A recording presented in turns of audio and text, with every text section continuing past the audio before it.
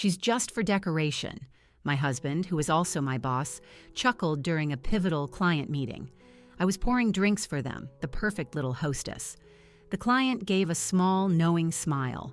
An interesting choice of words, from a man who just signed over controlling interest to his wife. The conference room fell utterly silent. I raised my own glass. Ex-wife, as of this morning. The divorce was just finalized. I got the house, I got the company, and I got your parking space. He looked like he was about to choke. I smiled, the sweetest I could manage. You should have read the fine print. The hot coffee scalded my fingers as I poured it into Arthur Sterling's mug, but I didn't even flinch. I couldn't afford to, not while Evan's words were still bouncing off the walls of the boardroom. She's just for decoration, my husband had said, using that dismissive little laugh he always deployed when he wanted to undermine me. Don't mind her. Arthur Sterling, a potential client whose account was worth millions to our agency, shot me a look that was laced with something I could only describe as pity. I had spent the last 14 hours straight perfecting the pitch he was never going to see, the very same pitch Evan had cut me off from, 3 minutes in, to ask if I could handle the refreshments instead. And that was the moment something inside me finally shattered. It wasn't the interruption itself. I'd gotten used to those over the years. It was the sudden, stark realization that I was standing there in a professionally tailored power suit with coffee dripping onto my wedding band, while the company I had poured my soul into was being served up to someone else on a platter, just like the coffee I was now pouring. Things weren't always this way. 6 years ago, when I first met Evan at the Denver Marketing Summit, we were on equal footing. In fact, you could say I had the upper hand. I was the one with the industry award nominations under my belt. He came up to me after I finished my panel discussion, a whirlwind of charm and what seemed like genuine respect. Your approach to consumer engagement is nothing short of revolutionary, he'd said, holding out his business card. I've been wrestling with that very issue for a client of mine, Apex Industrial. Would you ever consider a collaboration? Yeah. That collaboration soon became a partnership. The partnership blossomed into a romance. Our little marketing agency in Denver grew right alongside our relationship.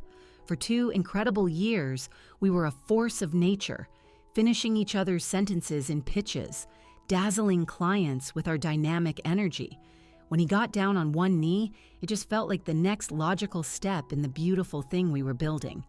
To Clara, he toasted at our intimate wedding reception by Sloan's Lake, my partner in every sense of the word. I didn't really register the changes when they started. They were so small, so subtle, so easy to just explain away. 3 months after our honeymoon, client meetings started getting scheduled when I had unavoidable appointments. The Armstrongs could only do Thursday during your dental cleaning, he'd say with a shrug. It's no big deal. I took detailed notes for you.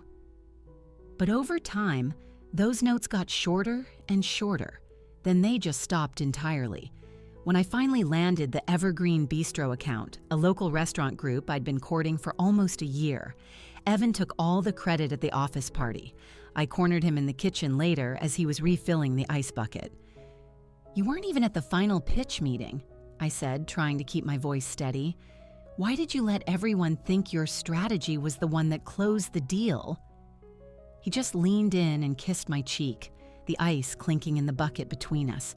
Oh, come on, Clara, we're married now. What's mine is yours, and what's yours is mine, right? Does it really matter whose name is on the final contract? 6 months after that, he moved my desk out of our shared executive office and into the main open plan workspace. I remember carrying my marketing degree and my framed industry awards past the curious stares of our employees. We need the main office for client-facing meetings, he explained, as if it made perfect sense. Besides, you're so great with the team, they really need your direct guidance. The team I had personally hired and mentored now started looking to Evan for every final decision. My nameplate vanished from the office door the next week. By the end of the month, our official letterhead had changed from Evan Vance and Clara Sutton, co-founders, to simply Evan Vance, CEO. When I asked him about it, His answer sounded so reasonable on the surface. It just looks cleaner this way, less confusing for clients. They need a clear chain of command. I started to mentally catalog all the little moments I'd previously brushed aside. The way he'd put his hand on the small of my back in meetings, a seemingly supportive gesture that always came right before he interrupted a point I was making. The slight patronizing chuckle whenever I offered a strategic idea. "My wife has such creative thoughts," he'd say, as if creativity was a charming little hobby, completely separate from the serious world of business. His parents came to visit from Scottsdale last spring, and over dinner at our house, his father, Gordon, a man whose successful insurance firm had somehow never found a role for his wife of 40 years, gave me a chilling glimpse into their family philosophy. "That Harrison Brothers deal," Gordon reminisced, sawing at his steak. "Your mother thought she had some insights to share on that one." He laughed, waving his fork around. I had to remind her there's a reason men handle the business and women handle the home. Across the table, Evan's mother, Eleanor, silently refilled Gordon's wine glass, her gaze fixed on the tablecloth. She never once looked at me. "Dad always ran a tight ship," Evan said, raising his own glass in a toast. "I learned from the best."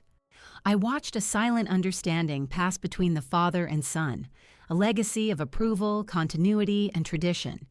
Meanwhile, Eleanor just kept methodically cutting her food into smaller and smaller pieces. I saw my own future sitting right there across from me, silent, diminished, and cutting my life into bite-sized, manageable pieces. My introductions to new clients evolved so slowly that I almost didn't notice the pattern. It started as, "Meet my wife and business partner, Clara." Then it became, "This is Clara, my wife. She handles our internal operations." Eventually, it devolved into, "Our office manager, Clara, will take care of those details for you." Each demotion was delivered with that same winning smile. Each one chipped away another piece of the company I had co-founded. I should have seen the real breaking point sooner. Maybe it was when he started holding executive strategy sessions that, despite my co-founder title, I was never invited to. Or maybe it was when I found out my signature was being applied digitally to contracts and documents I had never even laid eyes on. Or perhaps it was when Maya, our bright new marketing coordinator, came to me in confusion, asking why Evan had introduced me as our very first employee, when all her research showed I was a co-founder. But no. Instead, it took today's meeting with Arthur Sterling to finally shake me awake. Sterling Enterprises was the biggest potential client in our agency's history, a real estate giant looking for a complete rebranding. I had spent weeks preparing, creating concepts tailored specifically to Sterling's forward-thinking vision.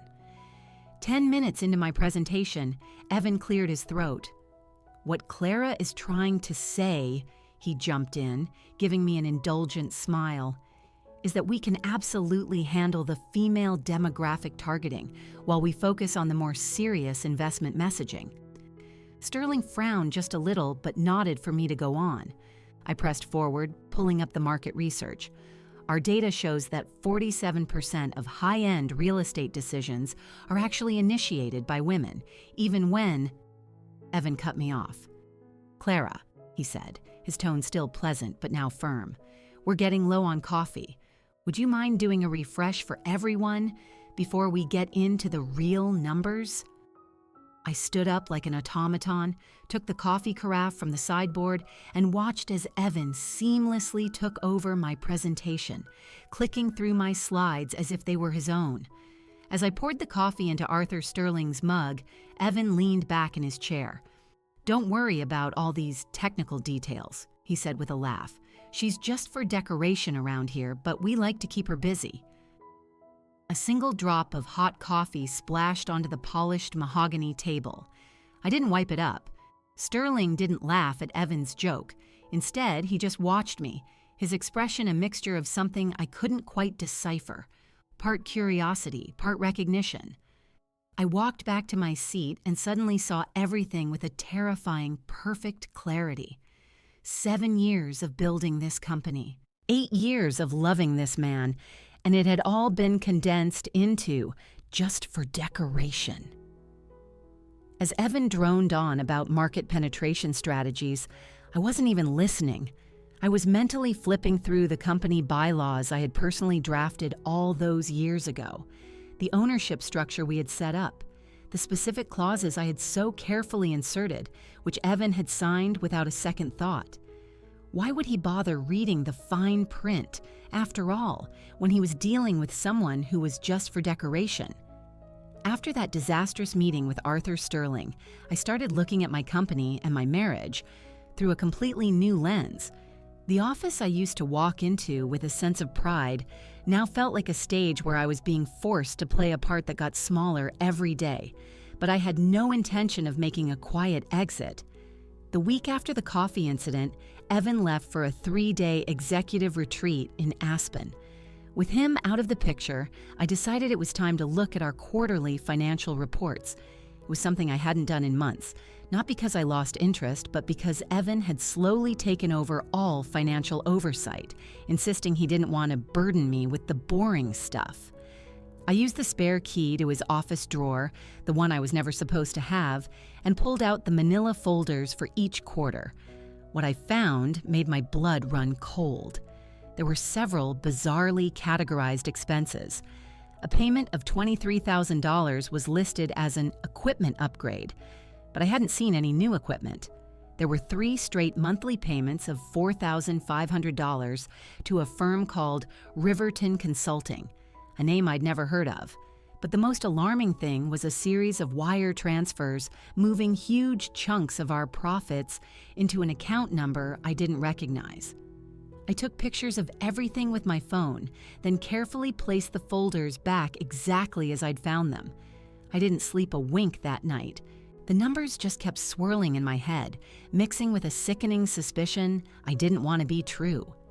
2 weeks later, our neighbors had their annual 4th of July barbecue. I was in their kitchen helping arrange desserts on a platter when I heard Evan's familiar laugh from the patio. I glanced through the window and saw him talking with Greg Fisher, his old college buddy who did some occasional consulting for our firm. "She's totally in the dark about the Riverton deal," Evan said, lowering his voice, "but not enough, and I'm going to keep it that way." Greg looked nervously toward the house. "She's still a legal co-owner, Ev. Won't you need her signature on things eventually?" Evan took a long swig of his beer. "Technically, yeah, but she signs whatever I put in front of her these days. She's so wrapped up in her little office projects, she doesn't even bother with the fine print anymore."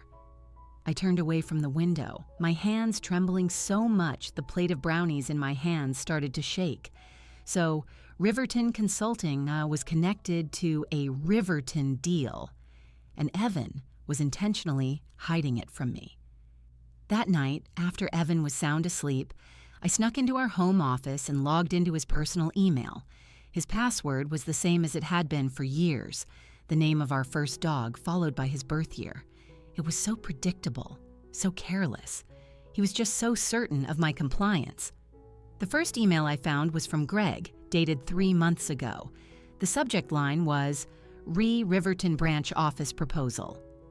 "Ev," it read, "attached is the revised business plan for Riverton Digital. I updated the revenue projections based on those potential clients you mentioned. If we frame this as a separate entity from Sutton Vance, but leverage your existing client relationships, we could be up and running by the 4th quarter. Once you're ready to pull the trigger, I can connect you with my real estate guy about that Rhino space we saw. Prime spot for the Denver market. Let me know when you plan to tell Clara, or, if you want my 2 cents, maybe wait until it's a done deal. Easier to ask for forgiveness than permission, am I right? Greg." I spent the next hour scrolling through dozens more emails.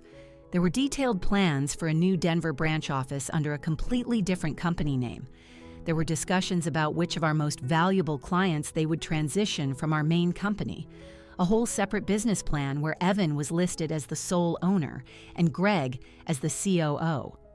My name wasn't on a single page, My own husband was actively planning to siphon off our best clients and assets to create a new company that would cut me out entirely.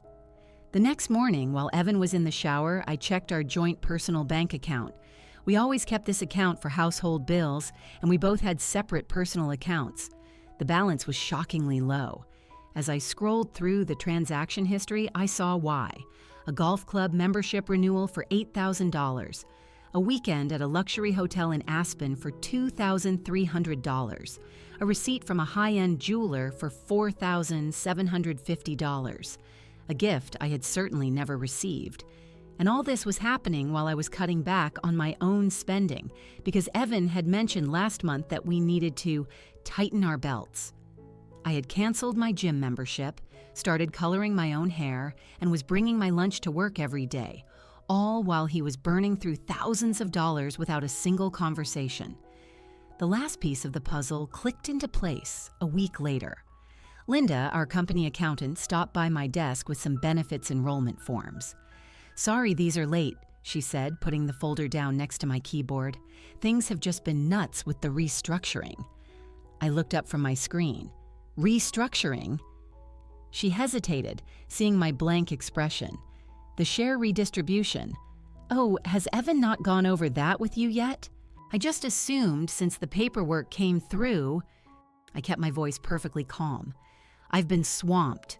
Just refresh my memory on the details." Linda lowered her voice. "The new ownership structure. Evan will hold 60%. Greg Fisher gets 25%, and the last 15% is being distributed among senior management."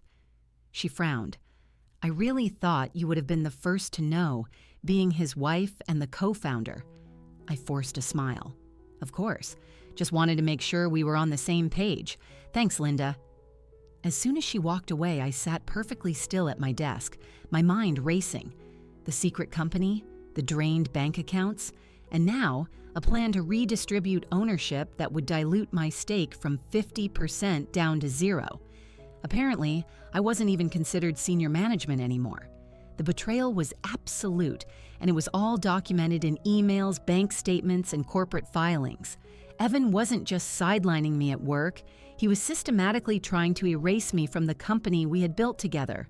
That evening, I told Evan I had a headache and couldn't go to dinner.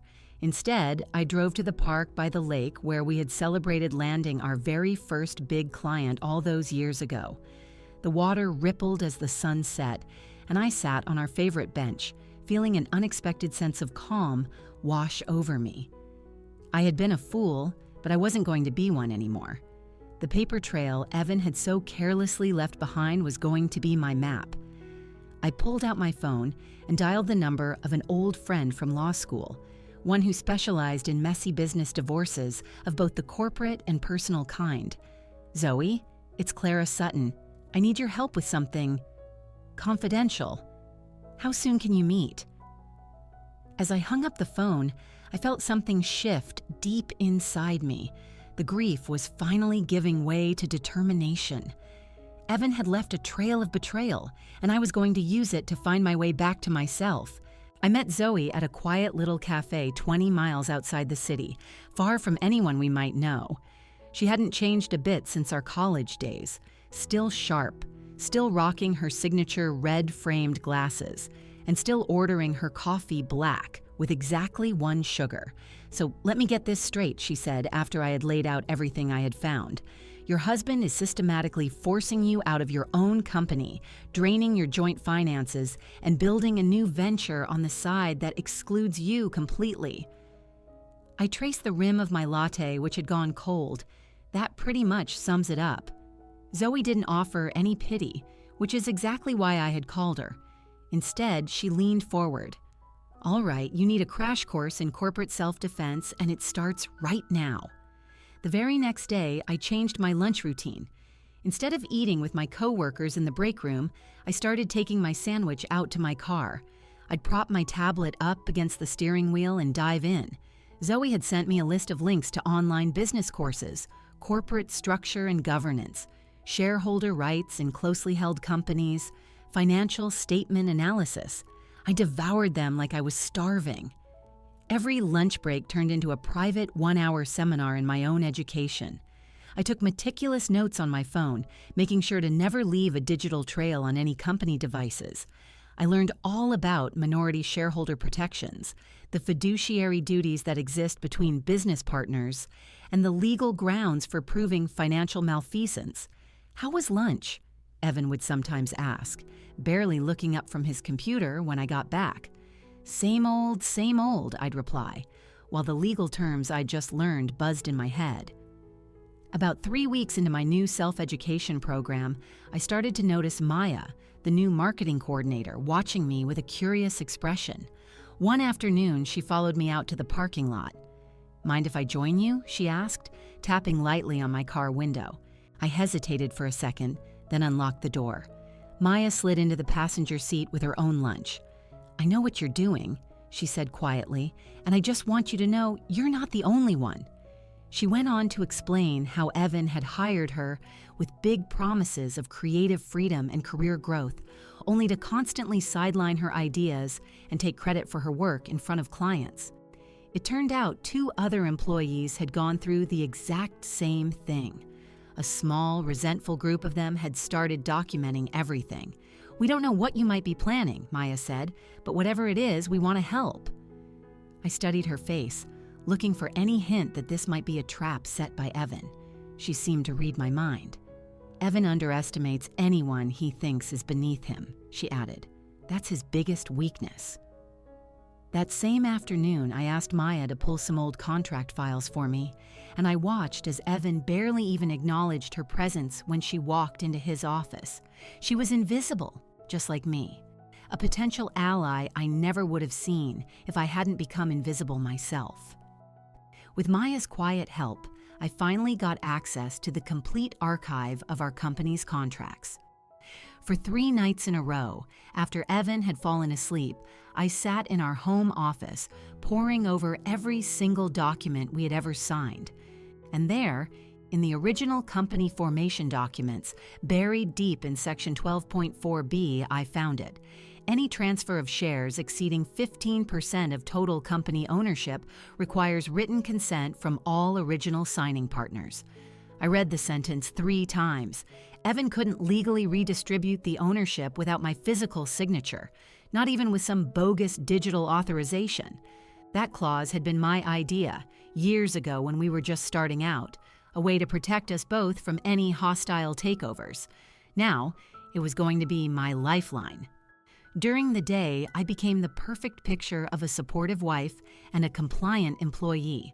I'd bring Evan his favorite coffee, I'd listen attentively during meetings, and I never once publicly questioned his decisions. At home, I made dinner, asked him about his day, and pretended I didn't notice when he took hushed, late-night phone calls out on the back porch. "You seem different lately," he commented one evening as I handed him a glass of wine. "More relaxed." I just smiled, thinking about the consultation I'd had with Sarah, my high-asset divorce attorney, just that afternoon. "I guess I'm just accepting my place," I replied. The following week, I got a completely unexpected email from Arthur Sterling, requesting a private meeting to discuss some creative approaches for his company's marketing needs. I showed the message to Evan. "That's odd that he'd reach out to you directly." Evan frowned, clearly irritated. "I'll take the meeting." I took a breath. "Actually," I said carefully, "he specifically mentioned wanting my input on female consumer targeting. It might be better if I handle this one." Evan hesitated for a moment, then just shrugged. "Fine, just don't make any commitments without running them by me first." I met Arthur at a downtown coffee shop, fully expecting a short, formal conversation about demographics. Instead, he cut right to the chase. "I've done my research on Sutton Vance," he said, sliding a folder across the table toward me, "including your role in building it." Inside was a printout of an industry magazine article from 3 years prior, featuring Evan and me as marketing's new power couple. My name was highlighted in every single paragraph that discussed our company's achievements. "I recognize talent when I see it," Arthur continued, "and I also recognize when talent is being wasted." What happened? For a second, I considered keeping up the act. But then I looked into Arthur's direct gaze and decided to take a calculated risk. Business partnerships evolve, I said carefully, sometimes in very unexpected directions. He raised an eyebrow. And marriages? I didn't answer that directly. What exactly are you proposing, Mr. Sterling? 2 things, he said. First, I want you, not your husband, to handle my account. And second, he paused. I've been in this game for 30 years, Mrs. Vance.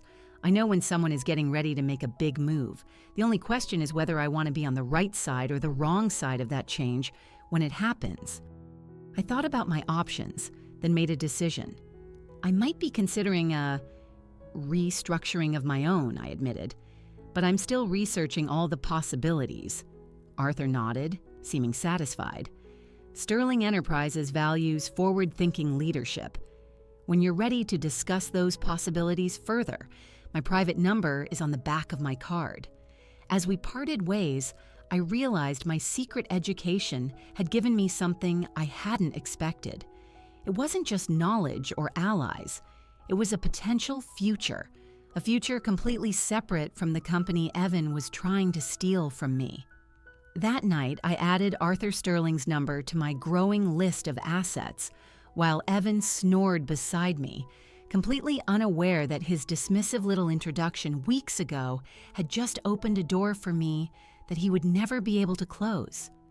The perfect little hostess was learning very, very quickly, and some of her lessons were about to cost him everything.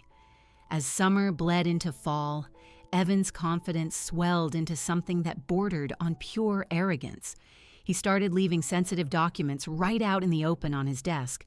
Acquisition plans, the client lists for the new Denver office, even the draft of the new company structure that showed the complete redistribution of ownership.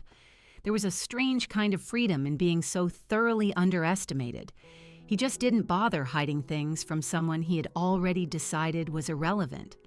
"You'll have the quarterly reports ready by Friday, right?" he asked one evening. We were chopping vegetables side by side in our kitchen, and the sheer domesticity of the scene was so absurd it almost made me laugh out loud. Here we were, playing house, while he was actively planning to gut everything we had ever built together. "Of course," I replied, sliding a pile of diced onions into a hot pan, along with those client satisfaction surveys you wanted. He patted my shoulder like I was a golden retriever. "Good girl. I need everything to be perfect for next week's board meeting. Arthur Sterling is bringing his whole executive team." I kept my face perfectly neutral, but my grip tightened on the knife in my hand. "The whole team? That sounds promising." Evan preened, reaching for his wine glass. "It's practically a done deal. Sterling called me personally to say he's ready to move forward. This deal is going to put us, me, on the map in this city. Me." That casual little correction said everything I needed to know about how he saw our partnership now. "You've worked so hard for this," I said, which, in a twisted way, wasn't a lie. He beamed at the compliment. "Sometimes I think you're the only one who really gets it. Greg keeps pushing for more equity in the new venture, but he just doesn't understand what it takes to be the face of a company." I nodded sympathetically, all while mentally filing away Greg's dissatisfaction as another potential point of leverage. Evan truly had a gift for creating his own disgruntled allies. The next morning, I called my lawyer, Zoe, from my car in the grocery store parking lot. "I'm ready," I told her. "How fast can we file?" Her voice was crisp and efficient. "The papers are all drafted. We just need your signature. When do you want to pull the trigger?" I thought about the big board meeting scheduled for next Tuesday, the one where Evan was planning to announce the Sterling deal and probably hint at his Denver expansion, all achievements he fully intended to claim as his own. Monday, I decided. I want it done Monday morning. The pieces were all falling into place, almost faster than I could have hoped. Maya had given me documentation showing Evan had backdated several contracts. Linda, our accountant, had nervously confirmed my suspicions about some financial irregularities after I approached her with very specific questions about expense categories that just didn't make sense. and 2 other senior employees had come forward with their own evidence of Evan taking credit for their work while cutting them out of commission structures he had promised them. But most importantly, I had secured certified copies of all our original formation documents, proving my equal 50-50 ownership, along with proof that I had never signed off on any transfer of shares. This made his entire redistribution plan a clear and blatant violation of our operating agreement. Meanwhile, I had quietly moved half of our joint savings into a separate account in my name, which, according to Zoe, was legally permissible for a spouse. And I had documented every single questionable personal expense Evan had charged to the company over the past year. On Friday, Zoe met me for lunch at a restaurant near her office to go over the final strategy one last time. The timing here is critical, she emphasized. The divorce papers will be served to him Monday morning at the office. The temporary restraining order that prevents him from making any major business decisions will be filed at the same time. I finished her thought. Then, at the board meeting on Tuesday, I present all the evidence of financial misconduct and invoke the clause that requires my signature for any share transfers. Zoe nodded, a small, approving smile on her face. You'll effectively block both the Denver venture and his attempt to redistribute the company's shares. But are you ready for his reaction? It's not going to be pretty. I thought about the 7 years of being slowly erased, of watching my contributions be dismissed and my presence diminished until I was nothing more than the woman who poured the coffee. I'm ready, I said. The weekend passed in a whirlwind of final preparations. I rehearsed exactly what I was going to say at the board meeting. I practiced keeping my expression completely neutral for when Evan would inevitably try to dismiss me. And I prepared separate, identical folders for each board member, containing neatly organized documentation of everything I had uncovered. Evan spent Saturday golfing with Greg and all of Sunday working in his home office, completely oblivious to the storm that was about to break over his head. When he asked me to iron his favorite blue shirt for Tuesday's big meeting, I did it without a word of complaint, pressing perfect sharp creases into the very fabric that would clothe him during his own downfall. Monday morning was bright and clear, with a crisp autumn chill in the air. We drove to work separately. I claimed I had an early meeting, and he was stopping for his usual workout at the gym. I got to the office first, giving a calm nod to the receptionist as I walked by. At 9:17 a.m. Mafamwad, just as Evan stepped out of the elevator, a courier walked up to him. "Evan Vance?" the young man asked, holding out a large manila envelope. I watched the whole thing from the coffee station, my hands perfectly steady as I stirred cream into my cup. I saw Evan's look of confusion turn to shock and then to pure rage as he ripped open the envelope and scanned the contents. His head snapped up, and his eyes frantically scanned the office until they locked onto mine. For what felt like the first time in years, he actually saw me, not as an accessory or an assistant, but as an adversary. He stormed toward me, the divorce papers clutched in his fist. "What the hell is this?" he hissed. "It's exactly what it looks like," I replied quietly. "I believe Section 4 outlines the division of our assets, including my 50% stake in Sutton Vance Creative." His face was turning a blotchy red. "This is ridiculous. You can't possibly think—" The entire office had gone silent. Everyone had abandoned the pretense of working and was now watching our confrontation unfold. "I don't think, Evan. I know." I picked up my coffee cup and started walking toward my desk. "Oh, and you might want to give Greg a call. He'll be receiving similar papers regarding the Riverton deal. Forming a competing business using existing company resources while you're still an officer? I believe that violates at least 3 clauses in his own contract." Evan followed me, his voice dropping to a furious whisper. "You will not get away with this. You're nothing without me. You're just a pretty face playing at business." I smiled, genuinely amused by how predictable he was. "We'll see who's playing tomorrow, won't we? Arthur Sterling and the board are expecting quite a show. He spent the rest of the day locked in his office, and we could all hear his furious phone calls even through the closed door. I calmly finished my work, finalized my preparations for the board meeting, and left at exactly 5 o'clock, giving a polite nod to my colleagues who were still wide-eyed from the morning's drama. Tuesday dawned cool and bright. I dressed for it with particular care: a charcoal gray suit, a crisp white blouse, and the pearl earrings my grandmother had left me. It was my armor for the battle ahead. As I applied my lipstick in the bathroom mirror, I studied my own reflection. The woman looking back at me wasn't the same person who had poured coffee while being humiliated just a few weeks ago. This woman had edges. She had purpose. And most importantly, she had power that had been there all along, just waiting to be reclaimed. I got to the office early to set up the boardroom, arranging my folders at each seat and setting up carafes of coffee and water. When Evan finally walked in, his confident stride faltered when he saw me already there, perfectly composed. "This changes nothing," he hissed as the other board members started to arrive. I just smiled and picked up the coffee carafe, ready to play my part one last time. The boardroom quickly filled up with a palpable, nervous energy. Our 4 board members took their seats, followed by Arthur Sterling and 2 of his top executives. Evan made a grand entrance, dressed impeccably in the blue shirt I had ironed for him, his smile cemented in place despite the tiny twitch in his left eye, a tell I had learned to recognize years ago, one that only appeared when he felt cornered. "Gentlemen," he greeted everyone, deliberately ignoring me as I quietly moved around the table, pouring coffee for all the attendees. "Thank you for joining us for what I know will be a momentous occasion." My hands were perfectly steady as I filled each cup with practiced precision.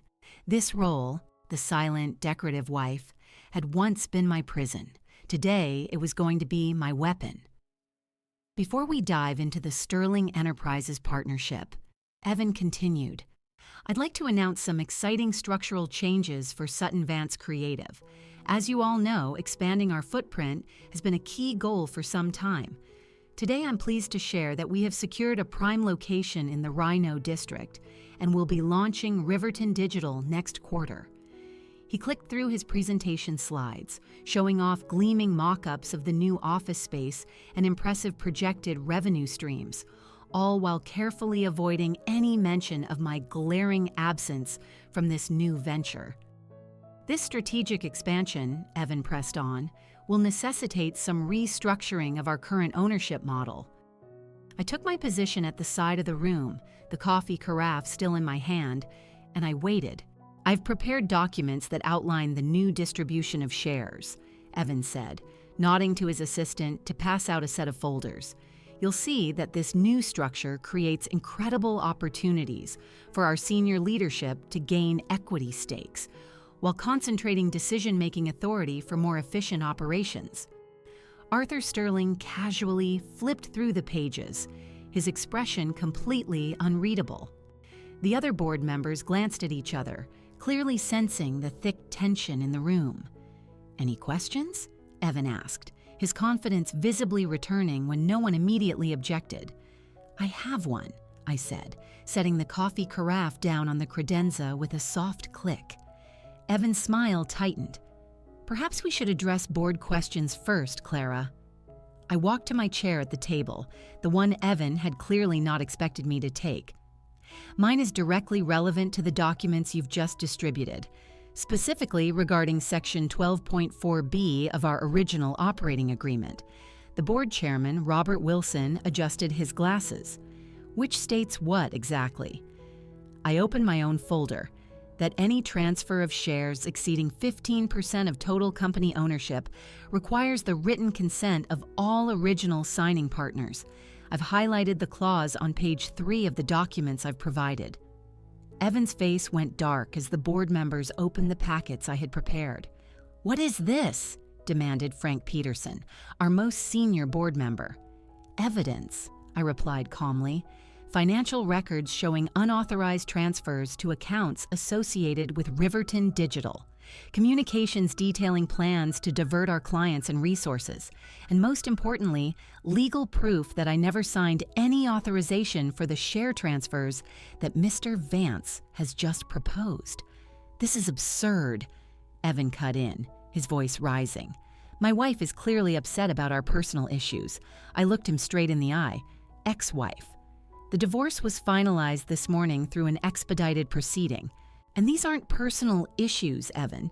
These are fiduciary violations that directly impact the future of this company and your investments, gentlemen. Arthur Sterling leaned forward. I'd like to hear Ms. Sutton out. For the next 17 minutes, I presented every piece of evidence I had gathered, laying out the facts clearly and without emotion. The unauthorized transfers, the secret formation of a competing business using company assets, the backdated documents. Throughout it all, Evan's expression cycled through disbelief to rage and finally to a dawning, sickening horror. Additionally, I continued, while reviewing our bylaws with legal counsel, we discovered that Evan's attempt to transfer controlling interest without proper authorization has triggered Clause 23, the bad faith provision. This provision automatically converts temporary controlling interest to the non-violating partner, me, pending a full board review. I slid the final document across the polished table, a legal verification signed by 2 corporate attorneys and notarized that very morning. She's making this all up. Evan finally sputtered, his voice cracking. She's just the office manager, for God's sake. Arthur Sterling raised an eyebrow. Actually, according to every document I reviewed before I even considered this partnership, she's your co-founder with equal ownership. Unless, of course, those initial materials were misrepresentations. The room fell dead silent as the full weight of the situation settled over everyone. Evan's face had gone a pasty, ashen color. "Gentlemen," I said, addressing the board directly, "I'm not asking you to choose a side in a divorce. I'm asking you to recognize a clear case of attempted corporate theft and to take the appropriate action to protect this company's future." Robert Wilson took off his glasses, pinching the bridge of his nose. "I believe we need to call an emergency executive session. Mr. Vance, Ms. Sutton, if you would both step outside." "Just one moment," Arthur Sterling interrupted, turning to face Evan. "You assured me this partnership was on solid ground, that everyone who was key to its success was on board." Then he shifted his gaze to me. "Is Sterling Enterprises still welcome in this new arrangement, Ms. Sutton?" I met his eyes without flinching. "Absolutely, but with fully transparent terms and proper oversight. I'd be happy to rework the proposal to reflect actual market rates, rather than the inflated figures you were initially presented with." Sterling nodded, a flicker of what looked like genuine respect in his eyes. "I look forward to those discussions." "This is ridiculous," Evan finally snapped, desperation breaking through his polished facade. "She's just for decoration. Tell them, Arthur. Tell them who you've been negotiating with all along." The client gave a small, knowing smirk. An interesting choice of words from a man who just signed over controlling interest to his wife. The conference room fell utterly silent. I picked up my water glass, fighting to keep my expression neutral as years of dismissal and humiliation finally found their perfect counterbalance. "Ex-wife as of this morning," I corrected, raising my glass in a small toast. "The divorce was just finalized. I got the house, I got the company, and I got your parking space, Evan."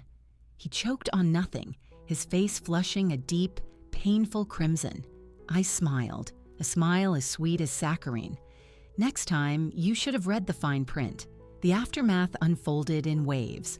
The board emerged from their closed-door session with a unanimous decision. They would honor the legal transfer of controlling interest, placing me as the interim CEO while they conducted a more thorough financial investigation. Evan was escorted from the building by security, his key card deactivated before he even reached the parking lot. The news spread through the office like a shockwave. Maya was the first one to appear at the door of my new office, Evan's old space, holding a bottle of champagne with tears of joy in her eyes. "We knew you were up to something," she said. "But this is magnificent." Others followed, some jubilant, some just wary, but all of them curious to see what would happen next. I addressed the entire staff that afternoon, standing at the head of the same conference room where I had been humiliated so many times before. "Changes are coming," I told them, "but not the ones you might be afraid of. There will be no mass layoffs. There will be no Denver office at the expense of our operations here. Instead, we are going to rebuild this company on a foundation of transparency, merit, and genuine collaboration." My first actions as CEO were all focused on creating stability.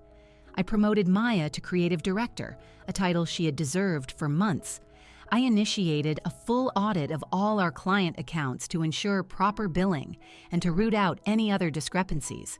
I met with every single employee one-on-one to listen to their concerns and gather their ideas for how we could improve. The company didn't just survive the transition, it started to thrive.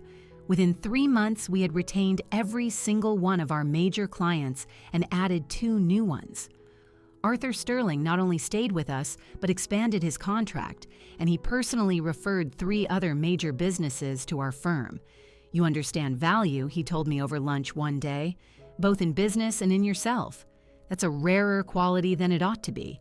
The personal transformation was a bit more challenging than the professional one. Years of being systematically diminished had left deeper scars than I'd realized. I started going to therapy. I began reconnecting with old friends I had neglected during my marriage. I even took up kickboxing, and I could feel my own strength returning with every jab and cross. 6 months after that boardroom showdown, I barely recognized my own life. The company had just had its most profitable quarter in history. I had moved out of our sterile suburban house and into a downtown loft with floor-to-ceiling windows and absolutely no trace of Evan's preferred beige-on-beige aesthetic. My confidence was back, not as arrogance, but as a quiet, unshakable certainty in my own worth. I was reviewing the latest quarterly projections one afternoon when my assistant buzzed me to announce an unexpected visitor. "Evan Vance is here asking to see you," she said, her tone suggesting she would be more than happy to send him packing. But my curiosity won out over my caution. "Send him in." He walked in hesitantly, looking both familiar and like a complete stranger. The last 6 months had etched new lines of stress around his eyes, and his expensive designer suit seemed to hang a little loose on his frame. "Clara," he nodded, remaining standing even after I gestured toward a chair. "You're looking well." I leaned back in my chair. "What can I do for you, Evan?" He shifted his weight uncomfortably. I'm launching a new consulting practice. It's small scale, nothing that would compete directly with Sutton Vance." I raised an eyebrow. Still using the name, I see. He got defensive for a moment. "It's my name, too." Then he caught himself. "Look, I'm not here to start a fight. I'm bidding on the Westridge account, and they're asking for references from previous major clients." The irony was so thick I could have cut it with a knife. Here he was, standing in my office, asking for my help to rebuild the very career he had tried to build by stealing from me. "What exactly are you asking for, Evan? A reference letter? Or just my permission to list Sutton Vance as a previous affiliation?" I just studied him for a long moment, searching for the man I had once loved, the partner I had once trusted with my life. He wasn't there. In his place was just a man I barely recognized and certainly no longer feared. "I'll have Maya draft something appropriate," I said finally. "A basic confirmation of your dates of employment and your role. Nothing more, nothing less." Relief washed over his face. "Thank you, Clara. I appreciate it." As he turned to leave, I called after him. "Michael?" He stopped. "The nameplate from your old parking spot?" I had it framed. It hangs in my office at home. His expression tightened, but he didn't say another word as he walked out of my office and out of my life for good. I turned back to my window and looked out at the Denver skyline. The view reminded me of just how far I'd come. not just from being the woman who poured the coffee, but from being the woman who had ever allowed herself to be diminished in the first place. Some lessons in life come with a very steep price. But as it turned out, I was very good at reading the fine print, and even better, at writing my own terms. Did Clara's revenge story resonate with you? That moment when the underestimated finally triumphs is something we all crave. Subscribe for more empowering stories. Hit like if you felt that sweet satisfaction, and comment which moment gave you the biggest yes feeling. Don't miss our next revenge tale. End of story.